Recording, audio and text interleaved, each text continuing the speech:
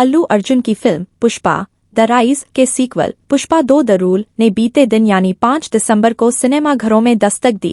Film ने पहले ही दिन एस राजामौली की ऑस्कर विनिंग फिल्म RRR को पछाड़कर बॉक्स ऑफिस पर कमाई का एक नया कीर्तिमान स्थापित कर दिया है। पुष्पा 2 द रूल ने भारतीय बॉक्स ऑफिस के टिकट विंडो पर 165 करोड़ रुपए की ओपनिंग ली।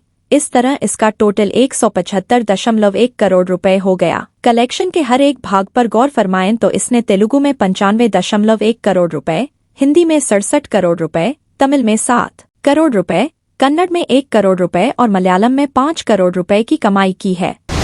केंद्रीय रेल मंत्री अश्विनी वैष्णव ने सोशल मीडिया मंच एक्स पर एक वीडियो साझा किया है। यह वीडियो भारत के पहले हाइपरलूप टेस्ट ट्रैक का है। तेज गति परिवहन के लिहाज से यह भारत का बड़ा कदम साबित हो सकता है। 410 मीटर लंबा hyperloop test track IIT Madras के परिसर में बनाया गया है। हाइपरलूप एक हाई स्पीड ट्रेन है जो ट्यूब में वैक्यूम में चलती है। यह तकनीक एलन मस्क द्वारा प्रस्तावित है।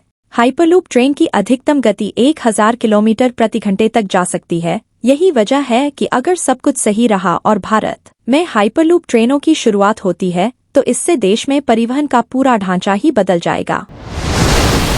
संभल बवाल के आरोपियों से जेल में सपाइयों की मुलाकात के खेल में जेल अधीक्षक PP सिंह भी फंस गए हैं। DIG जेल की गई जांच में उनकी भूमिका भी संदिग्ध पाई गई है। इसी रिपोर्ट के आधार पर उनके खिलाफ भी कार्रवाई की संभावना व्यक्त की जा रही है। आरोप है कि जेल में अवैध मुलाकात की जानकारी मिलने के बाद भी वरिष्ठ जेल अधीक्षक ने अधीनस्थों से पूछताछ नहीं की और न ही उच्च अधिकारियों को इसकी जानकारी दी। जेल में अवैध मुलाकात कराने में 2 अफसरों के सस्पेंड होने के बाद यहां कड़ा पहरा कर दिया गया है।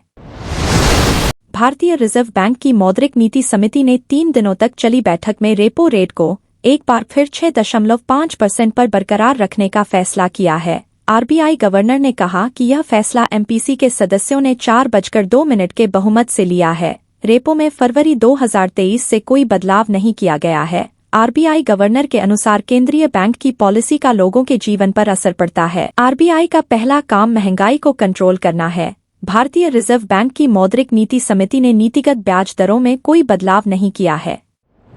दिल्ली में ग्रेडेड रिस्पॉन्स एक्शन प्लान 4 की पॉलिसी लागू होने के बाद से बंद उत्तराखंड परिवहन निगम की BS3 और BS4 बसों का संचालन शुक्रवार से फिर शुरू हो जाएगा। 14 नवंबर को दिल्ली सरकार ने ग्रैप 4 पॉलिसी लागू की थी।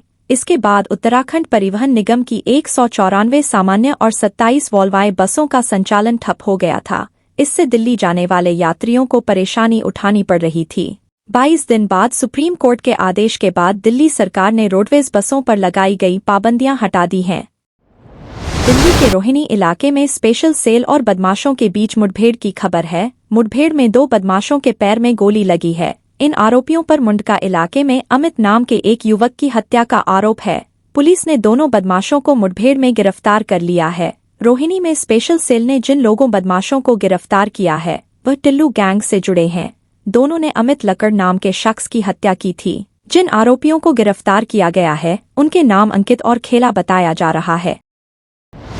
माना जा रहा है कि ये किस्त जनवरी में जारी हो सकती है। हालांकि कई मीडिया रिपोर्ट्स में ये भी दावा किया जा रहा है कि 19वीं किस्त फरवरी में बजट 2025 जारी होने के बाद आ सकती है। हालांकि किस्त जनवरी में जारी होगी या फरवरी में आएगी, इसको लेकर अभी आधिकारिक जानकारी सामने नहीं आई है। अगर आप भी इस PM किसान योजना से जुड़े हैं तो आपके लिए ये जानना जरूरी हो जाता है कि आपको EKYC करवानी होती है। अगर आप ये काम नहीं करवाते हैं तो आपकी किस्त अटक सकती है। मैनपुरी के किशनी थाना क्षेत्र के कटरा समान में नेहरू स्मारक इंटर कॉलेज के सामने रह रहे पूर्व प्रधान की घर के सामने गली में सुबह गोली लगने से मौके पर ही मौत हो गई। सूचना पर पहुंची पुलिस ने पूर्व प्रधान के हाथ से राइफल भी बरामद की है। फोरेंसिक टीम ने मौके पर पहुंचकर जांच कर नमूने लिए हैं। पुलिस ने शव को पोस्टमार्टम के लिए भेज दिया है। सूचना पर पहुंचे थाना प्रभारी महाराज सिंह भाटी ने राइफल बरामद की है। फोरेंसिक टीम ने आकर नमूने लिए। इसरो के अध्यक्ष एस सोमनाथ ने गुरुवार को आंध्र प्रदेश के श्रीहरिकोटा में बताया कि भारतीय अंतरिक्ष अनुसंधान संगठन अपने विश्वसनीय ध्रुवीय उपग्रह प्रक्षेपण यान पर स्पेडेक्स नामक स्पेस डॉकिंग प्रयोग के प्रदर्शन के लिए मिशन की तैयारी कर रहा है। उन्होंने कहा कि रॉकेट तैयार हो रहा है और बंगलुरु स्थित अंतरिक्ष एजेंसी के वैज्ञानिक इस महीने के अंत में इसके प्रक्षेपण की उम्मीद कर रहे हैं। एस सोमनाथ ने PSLV-C-59 प्रोबास 3 मिशन के सफल प्रक्षेपण के लिए न्यूस्पेस इंडिया लिमिटेड, यूरोपीय अंतरिक्ष एजेंसी के अधिकारियों को धन्यवाद दिया। इसके साथ ही उन्होंने कहा कि इस मिशन के समान ही दिसंबर में PSLV-C-60 का प्रक्षेपण होने वाला है। रतलाम जिले के जावरा हुसैन टेकरी क्षेत्र से 5 दिन पहले 2 बच्चों की चोरी के मामले में पुलिस ने बड़ी सफलता हासिल की है।